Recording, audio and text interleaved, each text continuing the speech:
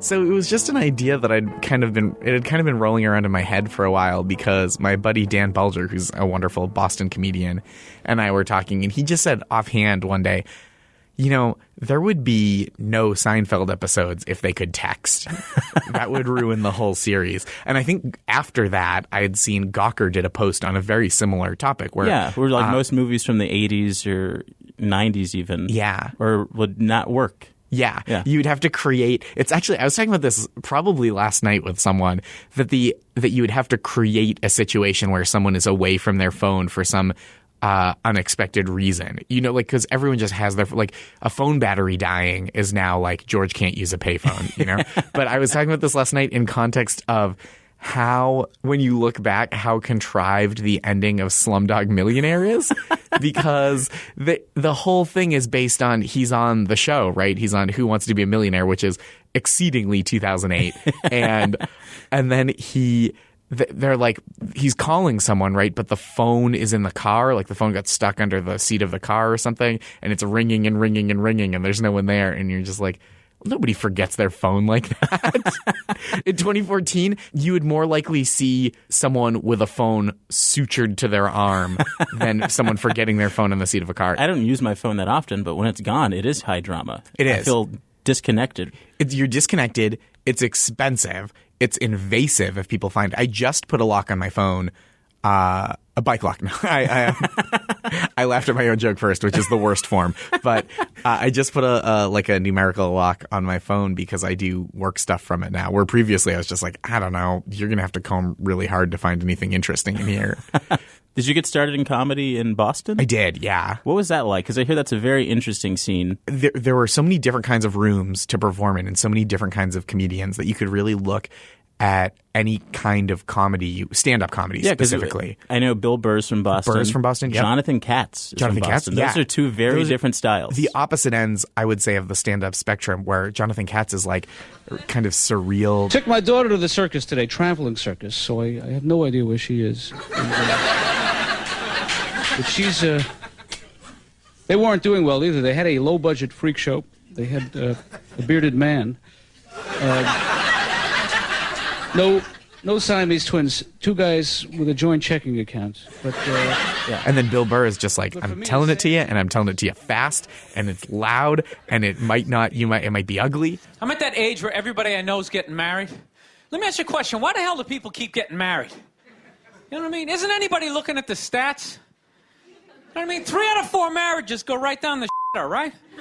If you were going skydiving and they told you 3 out of 4 parachutes weren't going to open, you'd be like, yo, that, I'm not going. I was telling this story to someone the other day about how the first time any like comedian acknowledged me was someone, my friend Tom Dustin, who I'm very good friends with now. And he goes, hey, are you a comic? And I was like, oh, yeah. Like, it's so exciting. Somebody knows. And I go, yeah. And he goes, give me a pen. My least favorite thing ever to hear is when you talk to someone, maybe like even just someone you're meeting for the first time. Or for me, it happened. I was at a high school reunion, and the people that I wanted to talk to were the people that I would be like, hey, what are you up to? And then if they had anything they were interested in, I was so happy to hear about it. Like, oh, you know, I've got this job that I'm not crazy about, but it makes me enough money that I just bought a house, and I'm getting really into Brazilian jiu-jitsu, and I've been training really hard. And I was like, cool, tell me everything about that. But you have to get through that first layer. But what kills me is like when a person puts the brakes on the conversation right away, where you're like, what have you been doing? And you're like, you know, work. And I'm like, I don't know.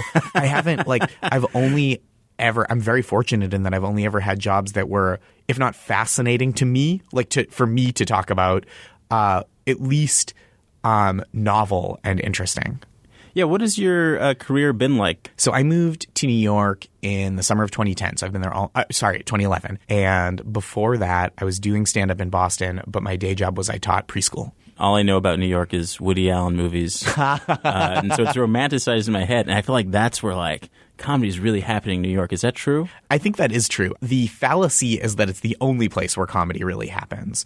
But it is really happening in New York. There are so many places where people are doing shows every night. There are so many amazing people to watch. It's not just the people that you know about who are still there, right? Like, the best comedians, they move to New York and LA to make it, right? Like at some point. And then they don't go somewhere else. So it's like they're still there. But what really floored me was like how good the people you've never heard of are. And just the fact that I can write something in New York because I'll meet somebody at a party and they'll be like, oh, we have this thing going on. Why do you write something? And then someone will see that and ask me to come in and meet with them and pitch them ideas. And it's just like being where more things happen. There's no way I would have been hired by John Oliver to work on I'm the web producer there. There's no way I would have been hired for that from Boston. Just just the process of going from someone who teaches preschool and does stand up twice a week to someone who has like a full-time comedy job wouldn't have happened unless I moved to New York.